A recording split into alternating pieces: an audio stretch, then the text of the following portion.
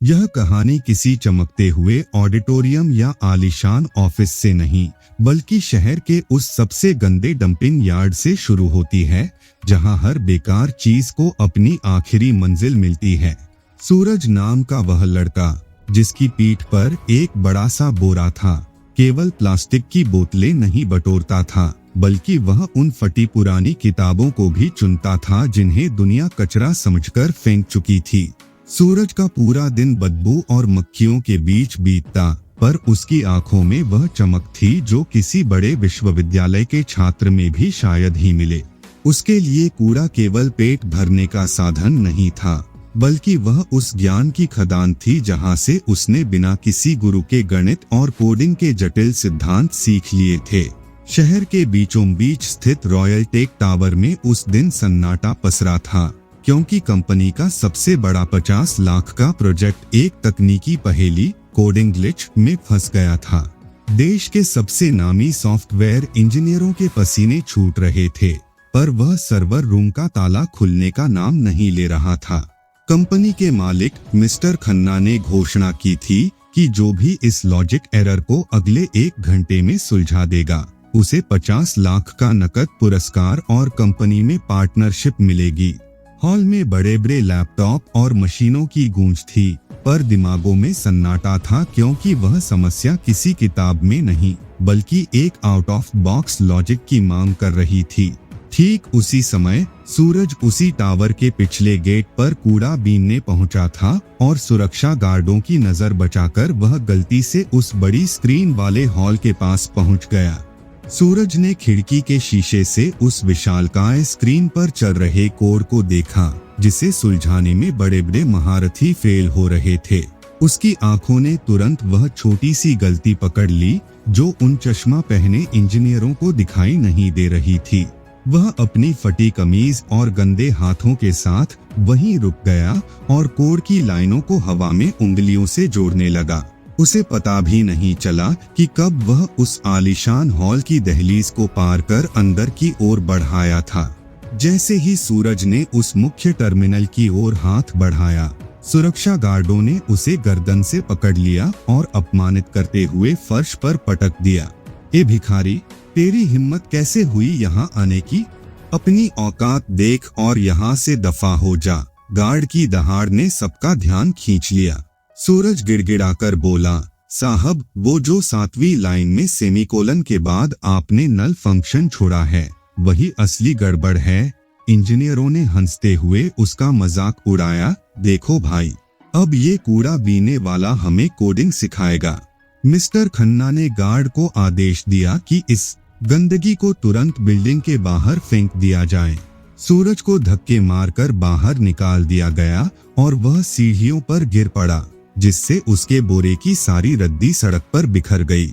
लेकिन अंदर हॉल में हलचल और बढ़ गई थी, क्योंकि सूरज की उस एक बात ने एक युवा इंटर्न के दिमाग की बत्ती जला दी थी।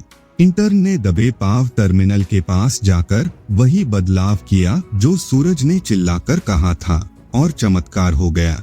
वह सिस्टम जो पिछले 24 घंटों से जाम था, अचानक सुचारू रूप से चलने लगा और स्क्रीन पर सक्सेस का बड़ा सा संदेश चमक उठा। मिस्टर खन्ना और सभी सीनियर इंजीनियर हक्के बक्के रह गए।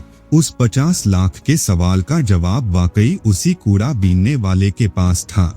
मिस्टर खन्ना तुरंत गेट की ओर भागे और सुरक्षा गार्डों पर चिल्लाए, कहा गया वो लड़का, उसे अभी वापस लाओ। लेकिन सूरज अपमान के आंसू पोंछता हुआ अपनी बिखरी रद्दी समेटकर अंधेरी गलियों की ओर ओझल हो चुका था।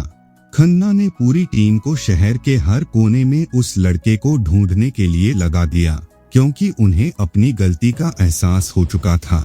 उन्हें समझ आया कि उन्होंने केवल एक इंसान को नहीं, बल्कि उस जीनियस को बाहर निकाला था जिसे उनकी कंपनी को सबसे ज्यादा जरूरत थी। पूरे शहर में अब उस मिस्टीरियस कोडर की चर्चा थी, जिसके पास फटी हुई कमीज थी पर दिमाग में करोड़ों का लॉजिक था। 3 दिनों की कड़ी मशक्कत के बाद खन्ना ने सूरज को एक फ्लाईओवर के नीचे एक छोटी सी लालटेन की रोशनी में पढ़ते हुए पाया। सूरज के पास वही फटी हुई एल्गोरिदम की किताब थी जिसे उसने कुछ दिन पहले कूड़े से उठाया था। खन्ना ने अपनी महंगी गाड़ी रोकी और घुटनों के बल बैठकर सूरज से माफी मांगी। बेटा, हम अपनी डिग्री के घमंड में अंधे हो गए थे, हमें माफ कर दो। सूरज ने सादगी से जवाब दिया, साहब, कूड़ा साफ करने वाला तो मैं हूँ, पर असली गंदगी तो आपके गार्डों और इंजीनियरों की सोच में थी। खन्ना ने तुरंत 50 लाख का चेक सूरज की ओर बढ़ाया, पर सूरज की प्रतिक्रिया ने सबको एक बार फिर चौंका दिया। सूरज ने वह चेक लेने से मना कर दिया और कहा, साहब, मुझे पैसे नहीं, बल्कि मुझे अपनी पढ़ाई पूरी करनी है और उन बच्चों के लिए लाइब्रेरी खोलनी है जो कूड़े में अपनी किस्मत ढूंढते हैं। खन्ना ने सूरज की इस महानता को देख उसे गोद लेने का फैसला किया और उसे अपनी कंपनी का चीफ टेक्निकल एडवाइजर नियुक्त किया।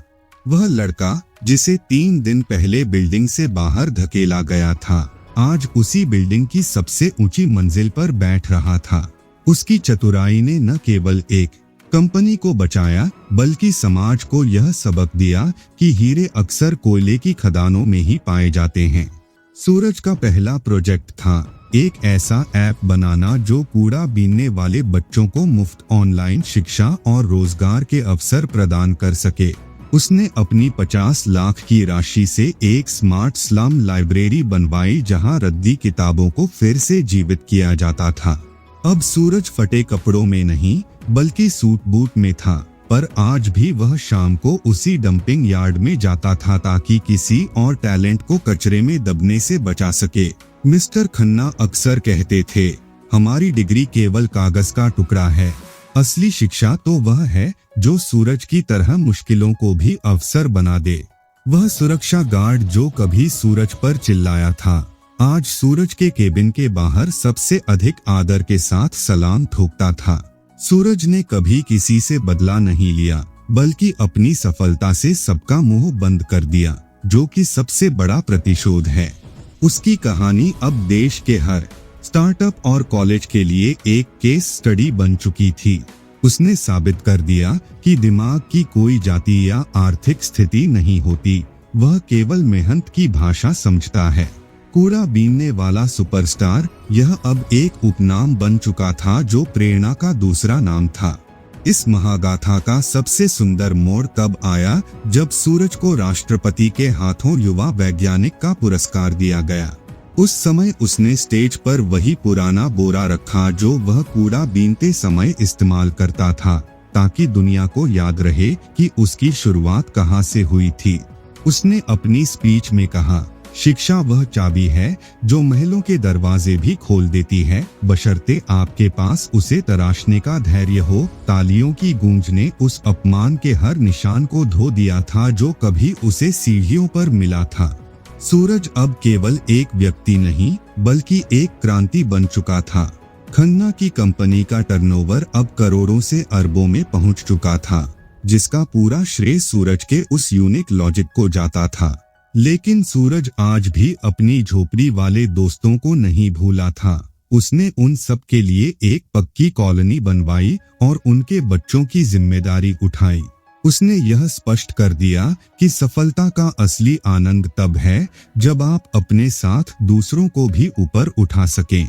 उसकी कहानी ने उन सभी के लिए रास्ता खोल दिया था जिन्हें समाज ने बेकार समझकर हाशिए पर छोड़ दिया था। कूड़ेदान से निकलकर चमकते सितारों तक का यह सफर इतिहास के पन्नों में दर्ज हो गया।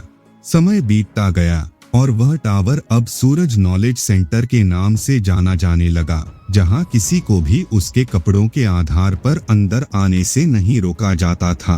सूरज ने सिखाया कि यदि आप किसी की मदद नहीं कर सकते तो कम से कम उसका अपमान न करें, क्योंकि आप नहीं जानते कि वह किस पहेली का हल अपने अंदर छिपाए बैठा है। 50 लाख का वह सवाल तो महज एक बहाना था। असली जीत तो उस इंसानियत की हुई थी जिसे लालच और घमंड ने भुला दिया था। सूरज की आंखें आज भी चमकती हैं, पर अब वे किताबों में नहीं, बल्कि हजारों बच्चों के भविष्य में रोशनी ढूंढती हैं। अंत में यह कहानी हमें यह संदेश देती है कि टैलेंट किसी आलीशान स्कूल की इमारत का मोहताज नहीं होता। वह कहीं भी, कभी भी और किसी भी रूप में प्रकट हो सकता है। बस उसे पहचानने वाली एक जोहरी जैसी नजर चाहिए। सूरज ने कूड़ा बीनने से लेकर सुपरस्टार बनने तक जो सफर तय किया, वह हर उस व्यक्ति के लिए जवाब है जो संसाधनों की कमी का रोना रोता है। किस्मत के पन्ने पलटने में देर नहीं लगती, बशर्ते आपके इरादे फौलादी हों और आपकी बुद्धि तेज। जिस कूड़ा बीनने वाले को बाहर निकाला गया, उसने वास्तव में केवल 50 लाख का सवाल नहीं, बल्कि जीवन की सबसे बड़ी सच्चाई को सॉल्व कर दिया था।